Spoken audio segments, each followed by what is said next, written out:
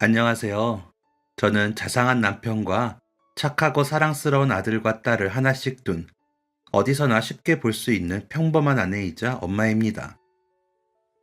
특별할 것 없는 일상 속에서도 하루하루를 성실하게 살아가며 가족을 위해 밥을 짓고 웃고 때로는 울며 살아가는 그런 사람이지요. 평범함 그 자체인 여자이지만 꼭 보내고 싶은 사연이 있어 글을 써봅니다. 여러분, 누구에게나 아끼는 물건이 하나쯤은 있죠. 그걸 장롱 깊이 숨겨두기도 하고 누군가는 매일 바라볼 수 있게 두기도 합니다. 하지만 그 물건이 어디 있든 그 안에는 아끼는 마음이 담겨 있을 거예요.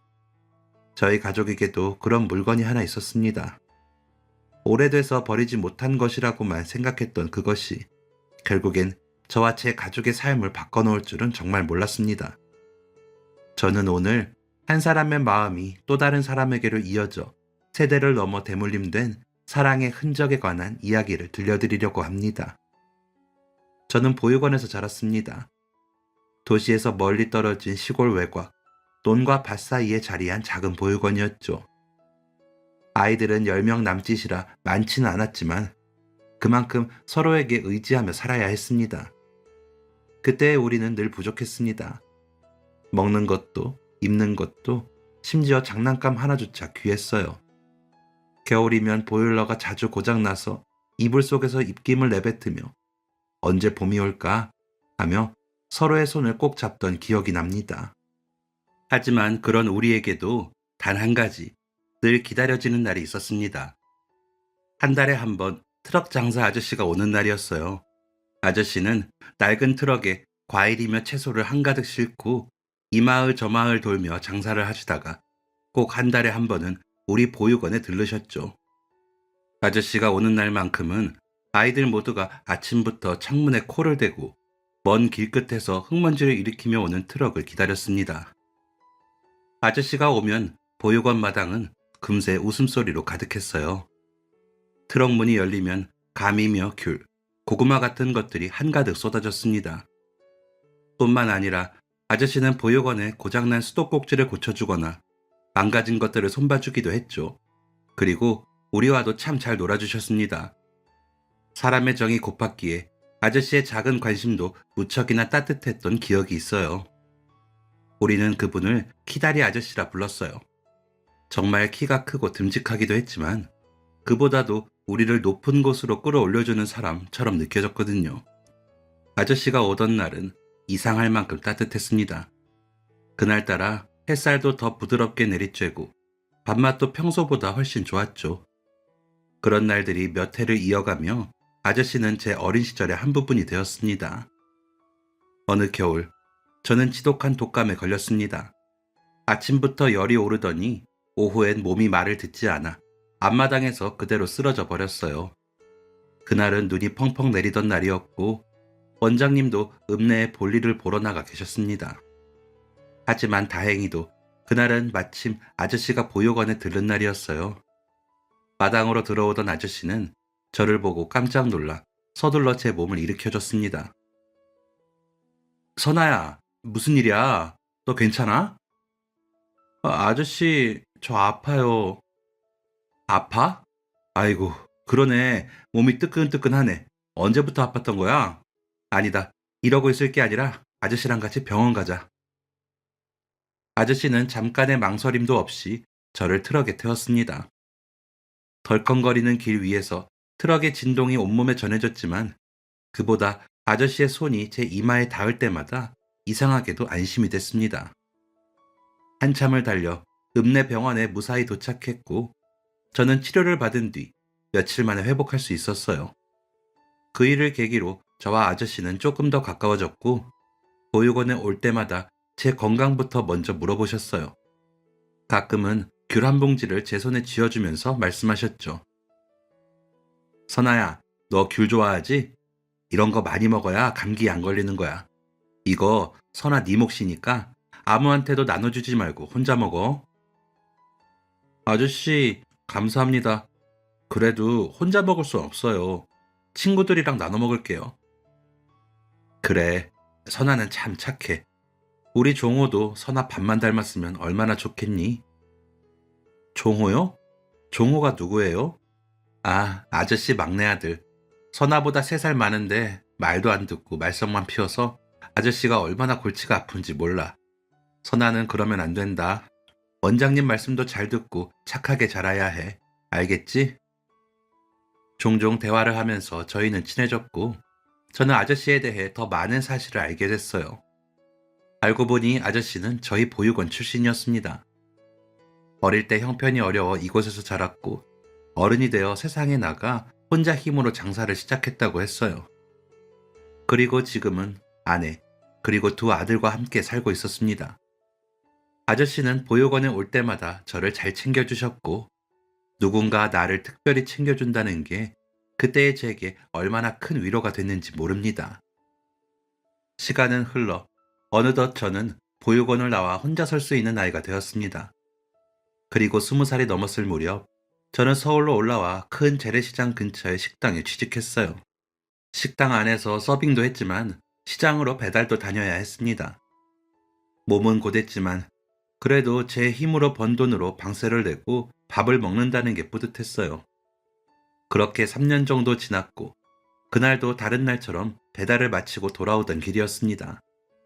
비가 조금 내린 뒤라 길바닥이 미끄러웠는데 식당 앞 골목 모퉁이를 돌다가 그만 발을 헛디뎌 넘어졌습니다. 손에 들고 있던 그릇이 굴러가더니 도로까지 나가버렸죠. 쏟아진 그릇을 챙기러 도로까지 나갔는데 순간 맞은편에서 트럭 한 대가 달려오고 있었어요. 저는 너무 놀라 몸이 굳었고 자칫 큰 사고가 날 뻔했습니다. 이대로 큰 사고가 나겠구나 하는 생각에 눈을 찔끔 감았는데 다행히 트럭이 급하게 브레이크를 밟으며 멈춰섰어요.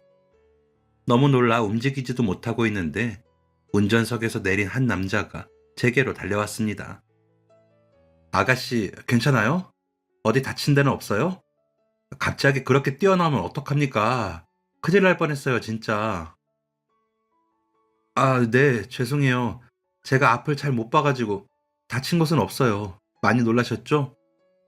숨을 몰아쉬며 얼굴을 들었는데 운전자의 얼굴이 무척이나 익숙했습니다. 그 운전자는 바로 보육원을 자주 찾아오던 키다리 아저씨였습니다. 세월이 흘러 조금은 주름이 늘었지만 그 온화한 눈빛만큼은 그대로였어요. 반가워서 아는 척을 하려고 하자 아저씨가 먼저 웃으며 말했습니다.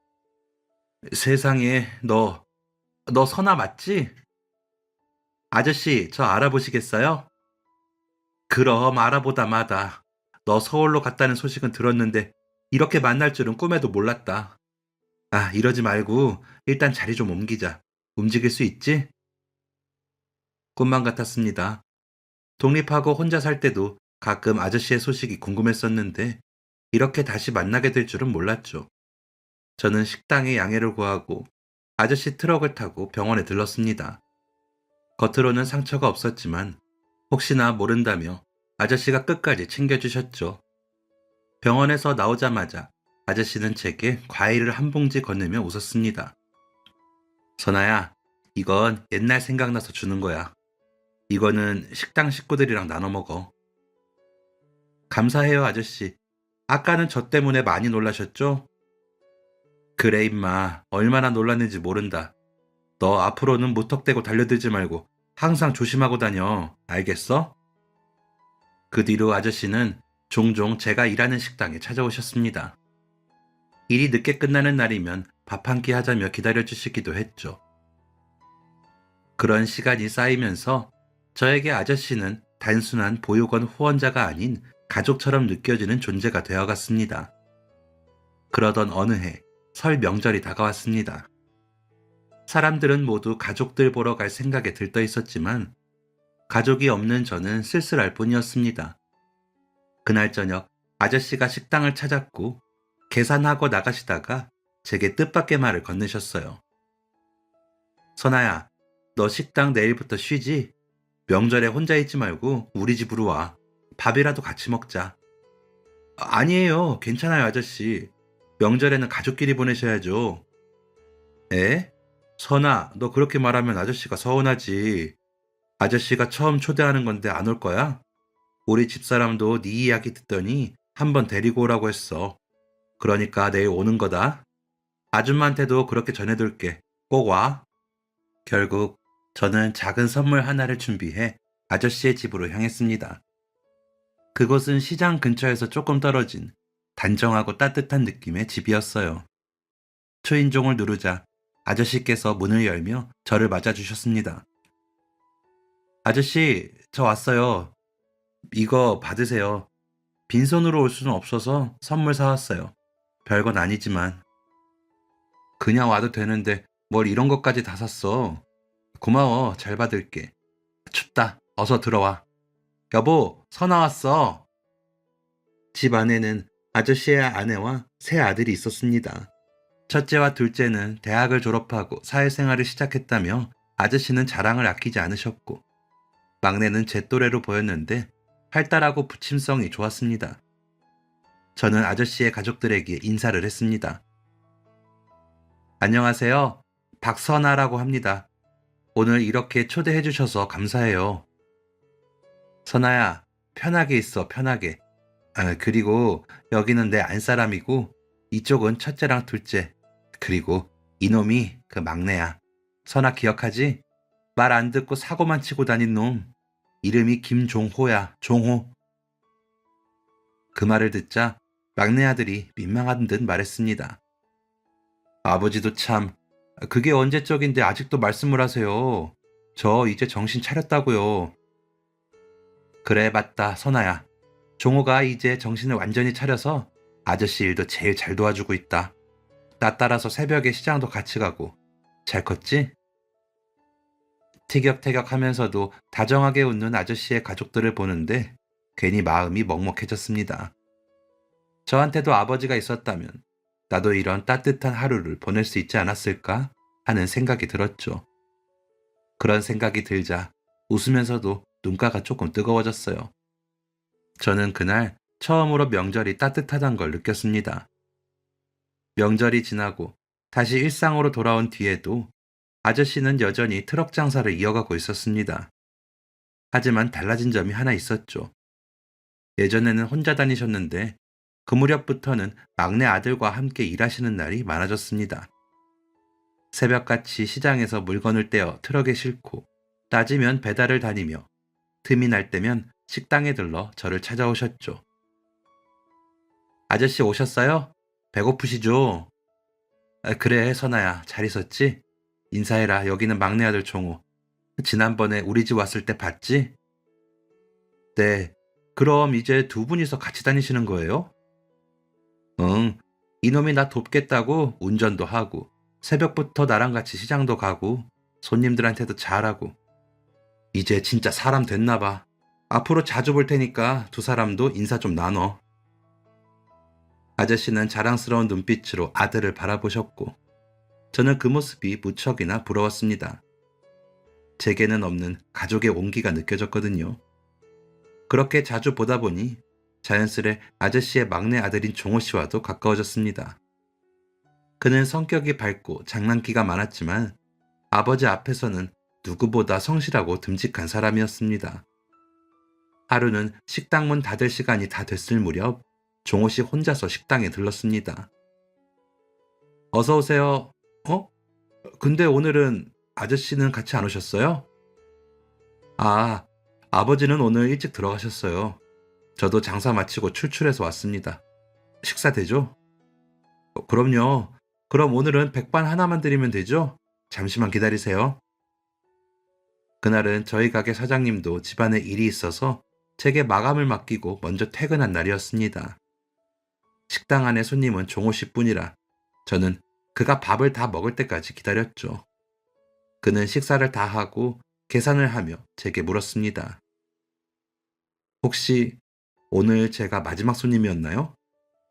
네? 네. 이제 종호 씨 가면 저도 문 닫고 들어가 보려고요. 저기 선아 씨, 그럼 제가 바래다 드려도 될까요? 밤도 너무 늦었고 저 때문에 퇴근도 늦어지신 것 같아서요. 네? 괜찮아요. 종호 씨도 피곤하시잖아요. 저야 뭐 버스 타면 금방인걸요. 아닙니다. 너무 늦어서 위험합니다. 저 밖에서 기다리고 있을 테니까 천천히 정리하고 나오세요. 그날 종호 씨는 저를 집 앞까지 바래다 주었습니다. 그리고 어느 날 그가 쑥스러워하며 말했습니다. 저기 선아 씨, 일요일에 쉬죠? 혹시 이번 주 일요일에는 뭐 하세요? 일요일이요? 별거 없는데 집에 있을 것 같아요. 그럼 저랑 영화 보러 안 갈래요? 뜻밖의 제안에 얼굴이 빨개졌지만 그의 진심이 느껴져서 저도 수락했습니다. 그게 저희의 첫 데이트였어요. 이후로 쉬는 날이면 같이 시장 구경을 다니거나 근처 공원에 앉아 커피를 마시기도 했습니다. 종호 씨는 아저씨처럼 소박하고 따뜻한 사람이었고 저도 모르게 그에게 의지하게 되었습니다. 저희의 관계가 깊어질수록 가장 기뻐한 건 아저씨였습니다. 선아야, 종호한테 다 들었다. 너희 둘이 만나고 있다면서? 아니, 언제부터 사귄 거야? 아, 들으셨어요? 아저씨, 저희 얼마 안 됐어요. 놀라셨죠? 놀라기는 내가 말은 안 했다만 종호 저놈이 너한테 관심 있는 거 진작 알고 있었지. 종호가 보는 거랑은 다르게 쑥스러움이 많아. 아무튼 선아야, 고맙다. 우리 종호 만나줘서. 둘이 예쁘게 잘 만나고 종호가 서운한 게 있으면 이 아저씨한테 말하거라. 내가 혼내줄게. 아저씨는 저희의 연애를 가장 가까이서 응원해 주셨습니다. 그리고 우리가 결혼하겠다고 말씀드렸을 때는 아저씨와 아주머니 모두 크게 기뻐하셨어요. 마치 오래전부터 저를 며느리감으로 점 찍어두신 것처럼요. 하지만 결혼은 생각보다 쉽지 않았습니다. 아저씨의 두 아들은 이미 결혼해서 각자 가정을 꾸리고 있었는데 그중 둘째 아들이 사업을 시작했다가 크게 손해를 보고 말았습니다. 결국 아저씨에게 도움을 청했고 막내였던 종호 씨가 결혼할 때 쓰려고 남겨둔 걸 쓸 수밖에 없었죠. 그걸 알게 된 종호 씨는 답답한 듯 제게 털어놓곤 했어요. 아니, 형들이 잘못해서 망한 건데 왜 또 아버지가 도와야 하냐고. 나는 진짜 이해가 안 간다. 나는 매일같이 일하면서 보잖아. 아버지가 얼마나 힘들게 일하시면서 번 돈인지. 그렇죠. 근데 아버지도 자식들 힘든 거 보기 싫으시니까 그런 거 아니겠어요? 선아 씨, 내가 속상한 건 아버지가 나한테는 돈 안 준다고 이러는 게 아니야. 형들은 아버지한테 늘 손만 벌리잖아. 갚는다고 해놓고 한 번도 갚은 적이 없어. 아버지가 돈을 주는 게 당연하다고 생각한다니까. 나는 그게 너무 화가 나. 저는 그 말을 듣고 그저 그의 어깨를 다독여 줄 뿐이었습니다. 원래 결혼 이야기가 나왔을 때 종호 씨의 집에서 신혼집이라도 마련해 주려 했지만 둘째 형의 일로 경제 사정이 넉넉하지 않게 됐어요. 종호 씨는 미안하다고 했지만 저는 정말 괜찮았습니다. 오히려 좋았어요. 종호 씨, 나 진짜 괜찮아요. 오히려 부모님 모시고 같이 사는 것도 좋아요. 요즘 누가 시부모님이랑 같이 살고 싶어 해. 선아 씨, 일단 몇 년만 부모님이랑 같이 살고 돈 모으면 바로 독립하자. 내가 꼭 그렇게 할게. 미안해. 아니에요. 나 진심이에요. 알다시피 제가 부모님 없이 자랐잖아요. 사실 가족이 있다는 거 저한테는 그게 제일 큰 선물이거든요. 몇 년 전에 명절에 종호 씨네 집 처음 갔을 때도 식구들이 거실에 모여있는 모습 보면서 얼마나 부러웠는데요. 제 말에 그는 저를 바라보며 따뜻하게 웃었습니다. 결혼 후 저는 시부모님과 함께 살게 되었습니다. 그분들은 제게 한 번도 며느리라는 단어로 대하지 않으셨어요. 항상 우리 딸이라고 불러주시고 생일이 되면 작은 케이크를 준비해 주시기도 했습니다. 특히 시아버지는 장사를 끝내고 돌아오실 때마다 제가 좋아하는 간식을 사다 주셨고 시어머니는 제가 일하고 돌아오면 꼭 따뜻한 국을 끓여주셨습니다. 그 따뜻한 손길 하나하나가 저에게는 세상에서 가장 큰 위로였던 것 같아요. 보육원에서 자랄 땐 상상조차 못했던 가족의 풍경이 제 앞에 펼쳐져 있었죠. 시간이 흘러 저는 임신을 했고 시부모님은 마치 손주를 기다리는 새내기 부모처럼 설레어 하셨습니다. 가족들의 사랑 속에서 저는 예쁜 딸과 씩씩한 아들을 낳고 그 어느 때보다 행복한 시간을 보냈습니다. 시부모님과 같이 살다 보니 시아버지의 취미를 하나 알게 되었습니다. 그건 식물을 키우는 일이었죠. 아침마다 베란다 문을 열고 화분들을 하나하나 살피며 잎에 묻은 먼지를 닦고 물을 나눠주는 게 시아버지의 일상의 시작이었습니다. 마치 자식을 쓰다듬듯이 식물의 잎을 조심스레 만지며 말을 건네기도 하셨어요. 저는 그런 모습을 보면서 아버지께서는 사랑이 많은 사람이라는 걸 또 한 번 깨달았습니다. 그리고 그 따뜻한 성정이 저한테도 그대로 전해졌어요. 특히 시아버지가 유독 아끼는 화분이 하나 있었어요. 새하얀 도자기 화분에 심긴 작은 고무나무였죠. 아버지 또 화분들 돌보고 계신 거예요? 근데 아버지는 유독 그 화분을 아끼시는 것 같아요. 그래, 사실 이거 네 남편이 사준 거야. 종호 씨가요? 응, 종호가 나랑 같이 일하기 전에 잠깐 회사를 다녔었는데 그때 받은 첫 월급으로 이걸 사왔더라고. 공부 잘하는 지형들이랑 다르게 마음을 못 잡는 것 같아서 종호한테는 내가 유독 모질게 군 게 많아. 그래도 아버지라고 잘 따라줬지. 그랬구나. 종호 씨가 은근 세심한 면이 있어요. 그쵸? 그래도 저놈은 아직 멀었어. 선아 너한테 더 잘해야지. 우리 집에 시집와서 눈에 넣어도 안 아플 손주들까지 낳아줬는데 아버지는 겉으로는 투덜대면서도 그 화분을 쓰다듬으며 웃으셨고 뒤돌아선 모습에서는 자식에 대한 자부심이 묻어났습니다. 그건 제 남편도 비슷했어요. 무뚝뚝했지만 어머니나 아버지 건강도 잘 챙겼고 두 분이 좋아하는 음식은 기억해놨다가 자주 사오곤 했거든요. 저는 그런 부자의 모습을 볼 때마다 가족이란 참 복잡하면서도 따뜻한 존재라는 걸 느꼈습니다. 세월이 흘러 시아버지는 오랜 세월 이어온 트럭 장사를 접고 남편과 함께 과일과 채소를 파는 가게를 열었습니다. 가게는 생각보다 잘 됐어요.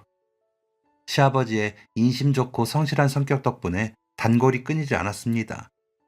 1년 뒤 사업이 자리를 잡자 저와 남편은 시댁 근처로 분가를 하게 되었습니다.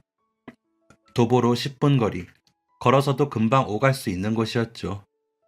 그래서 저는 따로 살게 됐어도 시댁을 자주 찾았습니다.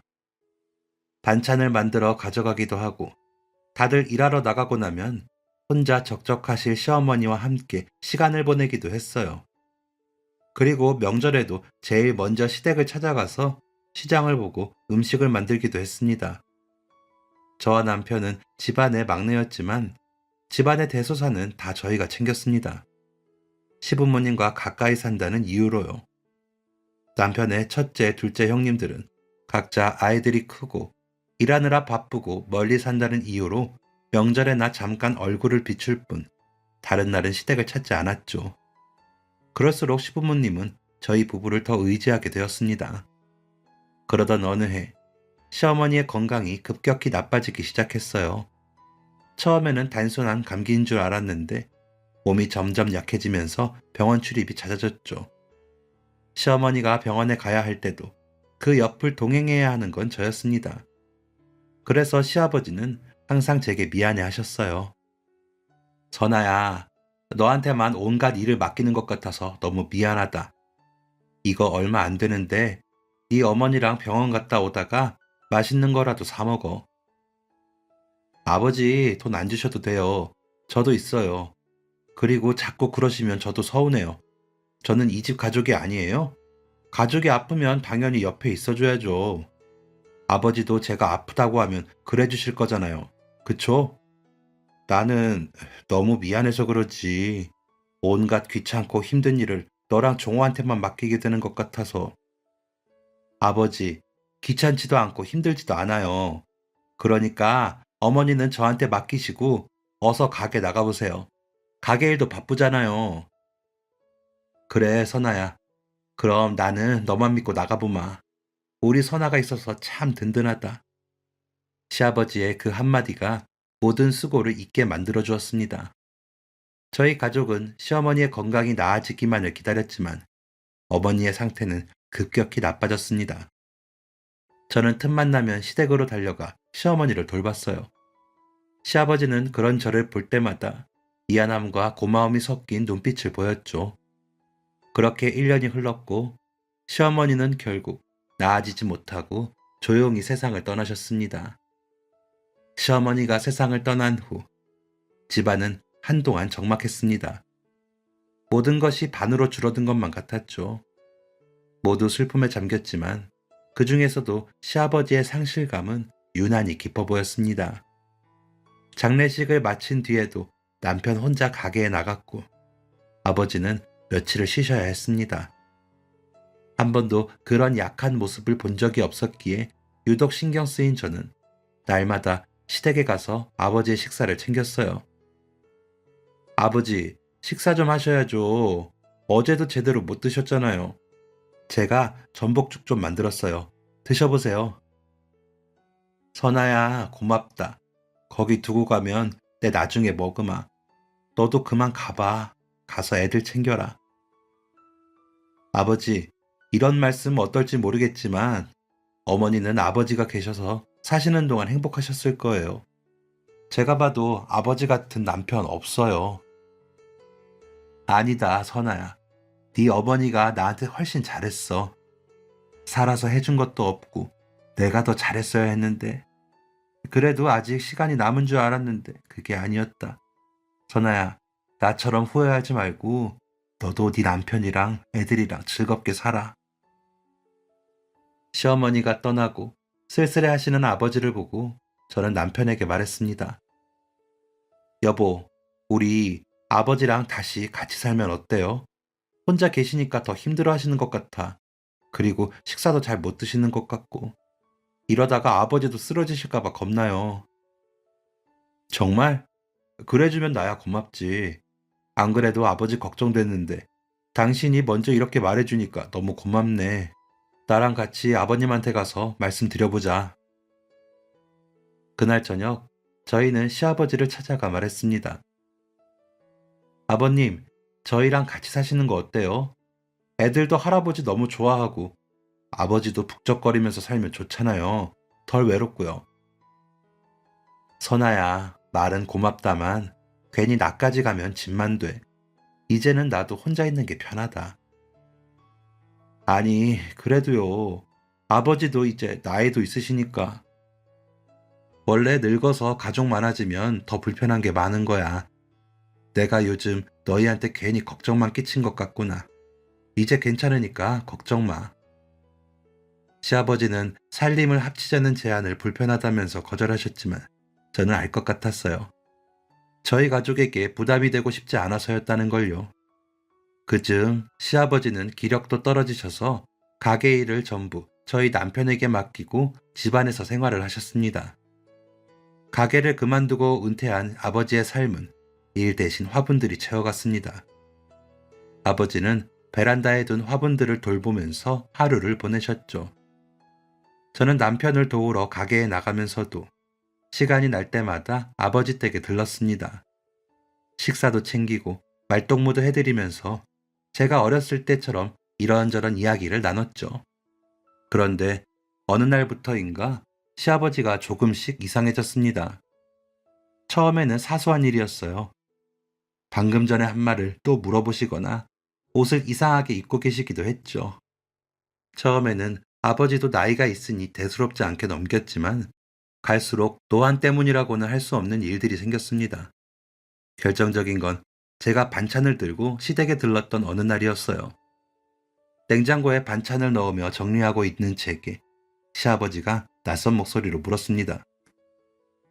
저기 누구시죠? 네? 아버지, 방금 뭐라고 하셨어요? 누구시냐고요? 아니, 누구신데 제 집에 있는 거예요? 아버지, 저예요. 저 아버님 며느리 선하잖아요. 장난치지 마세요. 시아버지는 잠시 넋이 나간 표정을 하고 계시다가 곧 정신이 돌아온 듯 저를 알아보셨습니다. 아무래도 아버지의 상태를 더 이상 쉽게 넘길 수는 없을 듯 해서 그날 저녁 퇴근한 남편에게 낮에 있던 일을 다 말했습니다.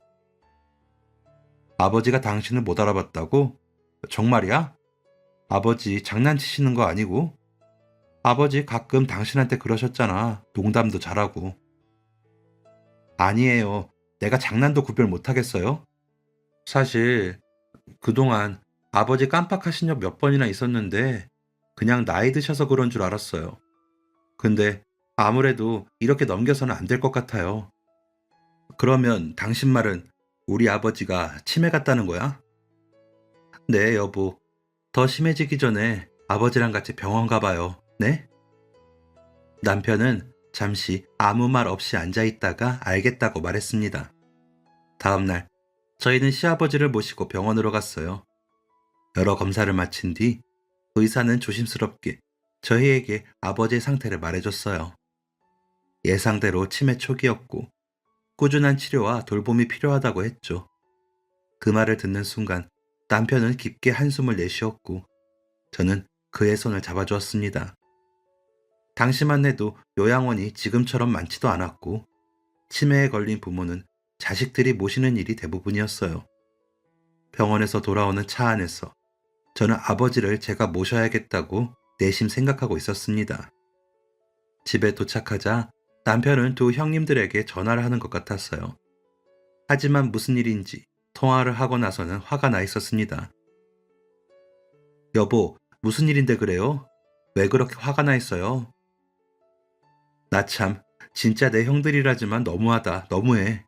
아버지가 치매라고 했더니 다들 그게 자기들이랑 무슨 상관이냐는 식으로 말하잖아. 왜요? 뭐라고 했는데요? 아버지 치매니까 누군가는 모시고 살아야 하지 않겠냐고 했더니 뭐라는 줄 알아? 집이 어렵다. 회사 일로 정신없다.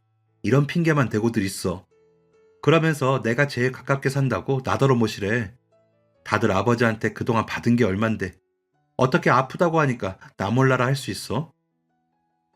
남편은 형들의 냉정한 태도에 크게 실망한 듯 했습니다. 저는 그런 남편의 어깨를 다독이며 말했어요. 여보, 괜히 형들이랑 얼굴 붉히지 마요.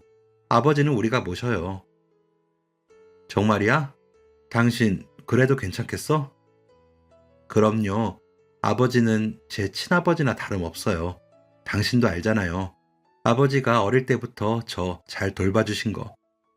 그리고 아까 병원에서 집에 올 때도 이미 결정했어요. 당신이 그래주면 나야 고맙지. 사실 나도 아버지 내가 모시고 싶었어. 형들한테는 그냥 말이라도 꺼내본 건데 저렇게 단번에 외면할 줄은 몰랐다니까.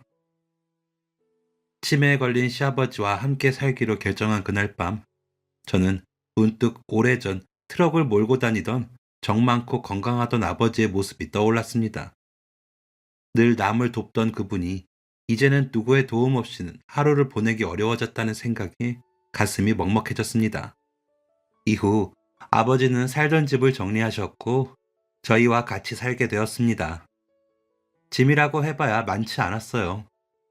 오래된 옷가지 몇 벌과 아버지가 아끼던 화분 서너 개가 전부였습니다. 아버지, 이게 전부예요? 응, 이 나이에 필요한 게 뭐가 있겠니? 더 정신 놓기 전에 정리할 수 있는 건 다 정리했지. 정리요? 정리할 게 많으셨어요? 저 부르시지 그랬어요. 제가 도와드렸을 텐데. 아, 혼자서도 할 수 있었다. 아참, 선아야, 이 화분은 어디다 두면 되려나? 햇빛 잘 들어오는 데에 놓고 싶은데. 저희 집에 오실 때만 해도 아버지의 정신은 괜찮은 편이었습니다. 아버지 상태를 모르는 사람들은 다들 멀쩡한 줄로만 알았을 거예요. 아버지는 집에서도 아침이면 자신이 가져온 그 화분들을 직접 챙기셨습니다. 함께 살면서 저는 시아버지를 정성껏 모셨어요. 하지만 병은 조금씩 깊어져 갔습니다. 그리고 유독 뭔가를 계속 숨기셨어요. 아버지, 10분 후에 저랑 병원 가셔야 하는데, 근데 아버지, 혹시 제 핸드폰 못 보셨어요? 누구세요? 아유, 우리 아버지, 또 저 누군지 까먹으셨어요? 저예요, 선아. 아버지 며느리. 근데 핸드폰이 어딨지? 얼른 찾아야 하는데. 아버지가 또 숨기신 거 맞죠? 어디다 숨기셨어요? 정말 매번 왜 이러실까? 시아버지는 가족들의 물건을 자꾸 어딘가에 숨기셨습니다. 그래서 저희 가족은 매번 아버지가 숨겨둔 물건을 보물찾기 하듯이 찾아야만 했죠. 하지만 물건을 숨기는 건 그나마 괜찮았어요. 시간이 갈수록 아버지는 어린 나이처럼 떼를 쓰기도 하고 갑자기 혼자 밖으로 나가 길을 잃은 적도 여러 번 있었습니다. 그럴 때마다 마음이 덜컥 내려앉았죠. 한때는 누구보다 다정하고 책임감 강하던 분이었는데 이제는 자신의 이름조차 헷갈려하는 모습을 보는 게 너무나도 안타까웠습니다. 그런데 또 가끔은 예전의 아버지로 돌아온 듯한 순간도 있었습니다. 식탁에 앉아 아이들 이름을 부르고 요즘 가게는 잘 되는지 어려운 건 없는지 하고 걱정해 주실 때면 그 몇 초가 얼마나 소중했는지 모릅니다. 저는 그 시기를 지나며 늘 한 가지 바람이 있었습니다. 시아버지의 증세가 더 심해지기 전에 한 번이라도 새아들이 모두 모여 함께 식사하며 웃는 모습을 보여드리고 싶었어요. 그래서 아버지의 생신날 남편에게 말해서 두 형님들에게 연락을 돌렸지만 다들 일이 있다면서 돈 몇 푼 보내고 말더라고요. 결국 그날 생신상 앞에는 저희 가족만이 앉아 있었습니다. 저녁을 다 먹고 방에 들어와 저는 속상한 마음을 남편에게 털어놨습니다. 아주버님이랑 형님들 너무해요. 다른 날도 아니고 오늘이 아버지 생신인데 오지도 않고. 나는 이럴 줄 알았어. 이런 적이 한두 번이야. 나는 형들한테 바라지도 않았어. 아버지 아프신 이후로 딱 한 번 찾아온 사람들이잖아. 남편과 대화를 하고 물이라도 마시려고 문을 열었는데 아버지가 서 계셨습니다. 혹시라도 저희 대화를 들은 건 아닐까 싶어 가슴이 철렁했어요. 아버지, 언제부터 서 계셨던 거예요? 춥다, 추워. 혹시라도 아버지가 온전한 정신인 상태에서 저희의 대화를 들으셨으면 어쩌나 걱정했지만 다행히 못 들은 것 같은 느낌이었어요. 그때 딸이 방에서 나오더니 안경이 없어졌다고 하더라고요. 저는 또 아버지가 어딘가에 숨겨두신 것 같았죠. 아니나 다를까 그 말을 들은 아버지는 유난히 화분 쪽을 바라보셨습니다. 시선을 따라 화분 쪽으로 갔더니 그 뒤에 딸의 안경을 숨겨두셨더라고요. 우리 아버지도 참 이제는 손녀 안경까지 숨기시는 거예요. 아버지 때문에 우리 식구들 심심할 일은 없네요. 오늘은 어쩐 일로 화분에다가 숨기셨대? 내 새끼가 처음으로 사준 거야, 이 화분. 알아요, 알아. 종호 씨가 첫 월급 타서 사준 거. 아버지가 애지중지 하시는 거. 저도 알고 종호 씨도 알아요. 소란스러운 소리에 거실로 나온 남편도 시아버지의 말을 듣고 눈물을 훔쳤습니다. 세월이 흘러 아이들은 중고등학생이 되었고 시아버지는 정신뿐만 아니라 몸도 쇠약해지셨습니다. 밤이면 잠을 설치는 날도 많았죠. 어느 늦은 겨울밤이었어요. 부스럭거리는 소리가 나길래 무슨 일인가 싶어 나가보니 아버지가 베란다에 있는 화분을 만지고 계셨습니다. 저는 놀라서 아버지께 다가갔어요. 아버지, 이렇게 추운데 여기서 뭐 하세요? 어? 내가 여기 왜 있지? 춥다 추워. 근데 아가씨는 누구예요? 나 우리 집으로 가야 하는데 여기가 어디지? 저는 눈물이 핑 돌았습니다. 가족들의 얼굴을 잊은 지 오래되셨지만 그날따라 아버지가 더욱 멀게만 느껴졌거든요. 저는 아버지를 방으로 모셔왔습니다. 그리고 침대에 눕히고 이불을 덮어드리자 갑자기 아버지께서 제 손을 꼭 잡으셨어요. 그리고 낮게, 아주 낮게 말씀하셨습니다. 고마워. 항상 고마웠다, 선아야. 아버지, 방금 뭐라고 하셨어요? 제 이름 부르신 거 맞죠? 그쵸? 시아버지가 저를 알아보신 건 정말 오랜만이었습니다. 저는 아버지가 다시 예전으로 돌아온 것만 같았죠. 하지만 그건 그날 아주 잠깐뿐이었습니다. 다음 날부터 아버지는 식사도 잘 하지 못하셨고 며칠 뒤 조용히 숨을 거두셨습니다. 시아버지가 돌아가신 뒤 남은 유품이라 해봐야 몇 개 되지 않았습니다. 대부분 다 정리를 했지만 걸리는 게 있었어요. 바로 아버지가 아끼던 화분들이었죠. 남편은 그 화분을 한참을 바라보다 제게 말했습니다. 여보, 나 이거는 못 버리겠어. 버리면 안 될 것 같아. 그래요. 아버지가 아끼던 거잖아요. 이건 여기 두고 우리가 돌봅시다. 남편은 화분들을 베란다 한쪽에 조심스레 모아두었습니다.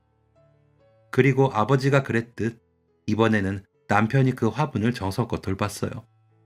그 모습은 마치 떠나버린 아버지의 자리를 붙잡고 싶은 것처럼 보였습니다.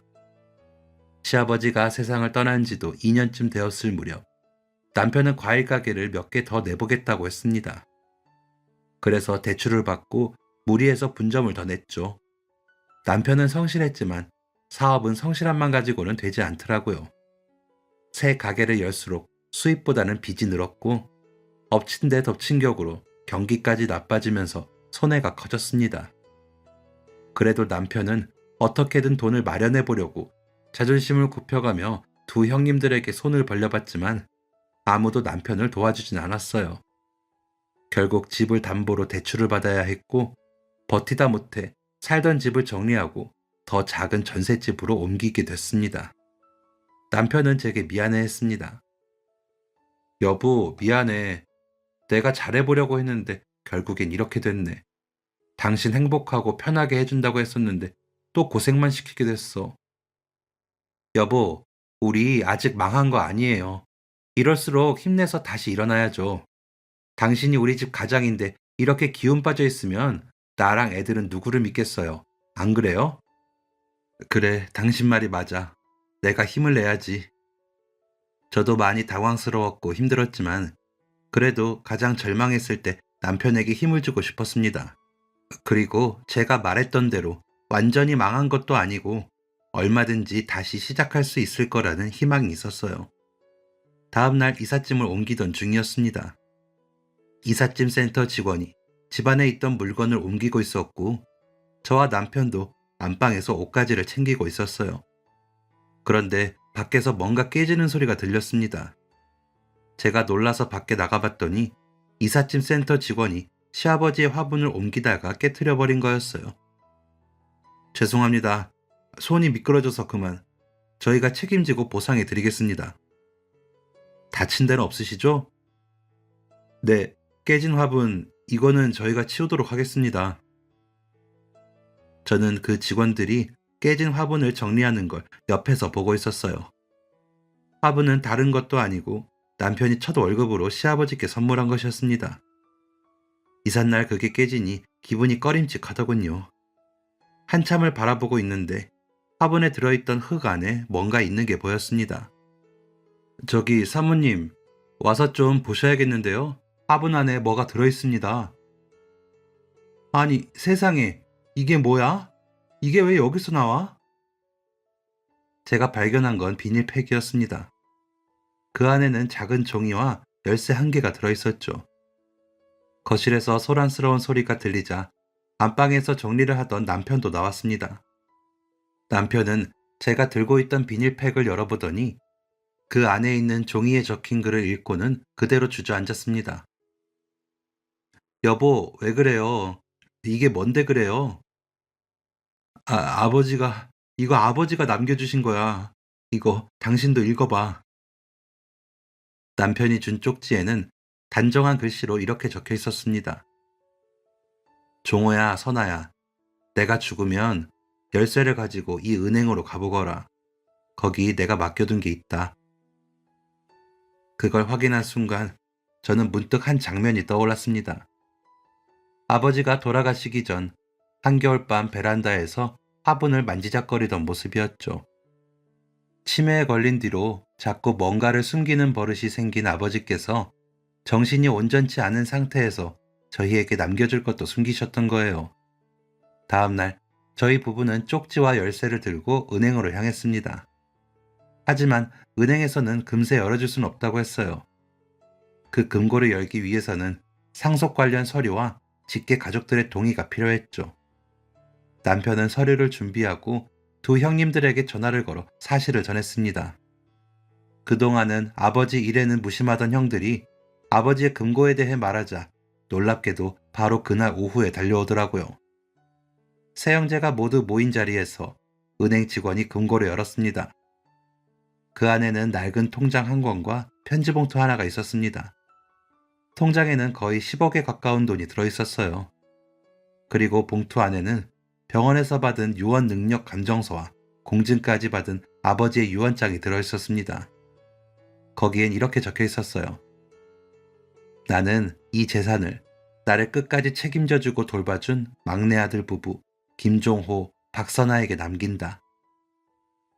유언장에 적힌 날짜를 보니 아버지가 저희 집으로 오셔서 함께 살기 시작한 바로 그 무렵이었습니다. 아직 정신이 온전하셨던 시기였죠. 아마 그때 이미 모든 걸 정리해 두셨던 모양이었습니다.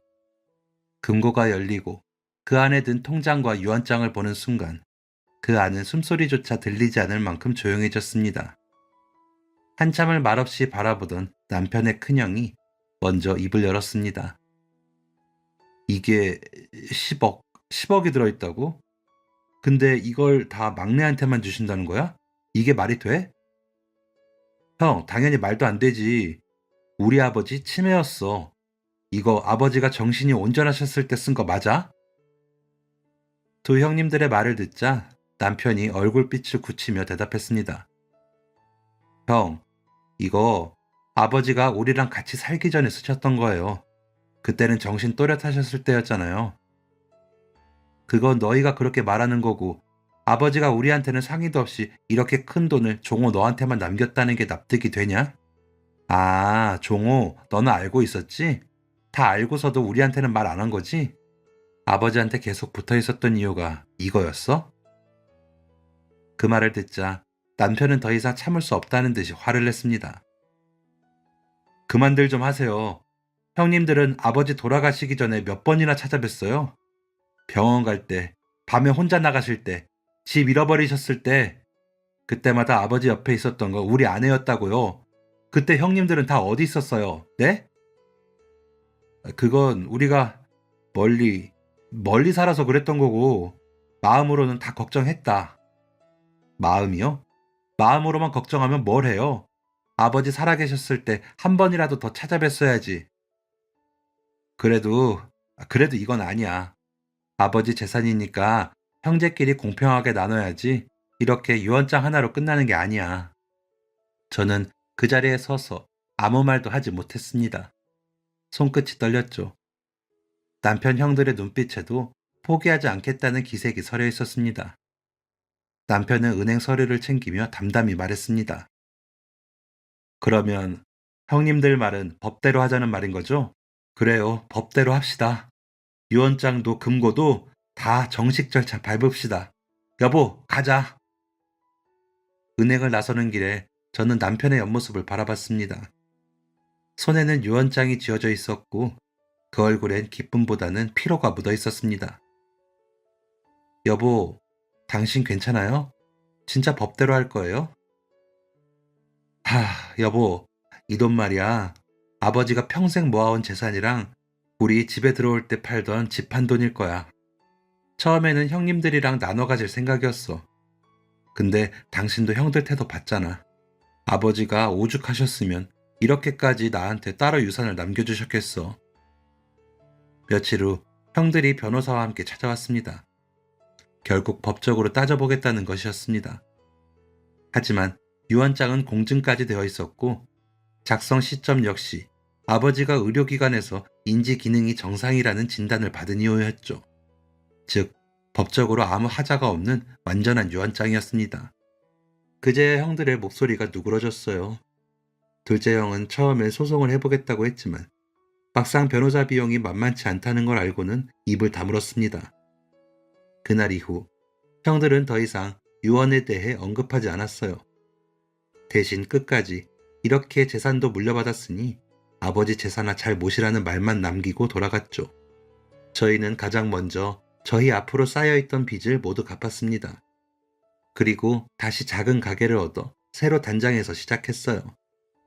이번에는 무리하지 않고 남편과 제가 할 수 있을 정도로만 가게를 꾸렸습니다. 원래 단골 손님들도 다시 예전처럼 밝아졌다며 저희를 응원해줬죠. 그리고 지금은 가게도 자리를 잡아 하루하루 열심히 살아가고 있습니다. 이제와 돌이켜보면 그 오래된 화분 하나에 담겨 있던 건 아버지의 마음이었고 우리 가족에게 남긴 마지막 사랑이었습니다. 깨진 화분 속에서 발견된 작은 쪽지와 열쇠는 결국 우리 가족이 다시 일어설 수 있는 희망의 씨앗이 되었으니까요. 그 덕분에 우리는 빚을 갚고 가게를 다시 열었고 무너질 뻔했던 일상도 제자리를 찾았습니다. 남편은 시아버지가 그랬듯 베란다에서 새로 심은 식물을 정성껏 기르고 있습니다. 그 모습을 볼 때마다 저는 마음 한켠이 따뜻해집니다. 가끔 바람이 불어 화분의 잎사귀가 살랑이면 아버지가 다녀가신 듯 느껴지기도 하죠. 삶은 여전히 바쁘고 때로는 힘들지만 이제는 그 안에서 사랑이 이어진다는 믿음을 잃지 않게 되었습니다. 그 오래된 화분처럼 누군가의 마음은 시간이 걸려도 사라지지 않고 또 다른 사랑으로 또 다른 삶으로 이어진다는 걸 알게 되었으니까요. 사랑은 물건에 담길 수도 있고 기억에 남을 수도 있으며 때로는 깨져버린 화분 속에서도 피어날 수 있는 것이었습니다. 그리고 그 사랑이 있었기에 저와 제 가족은 지금 이 자리에서 다시 웃을 수 있게 되었습니다. 지금까지 사연 들어주셔서 감사합니다. 사연이 재밌으셨다면 구독과 좋아요를 눌러주세요. 감사합니다. 안녕히 계세요.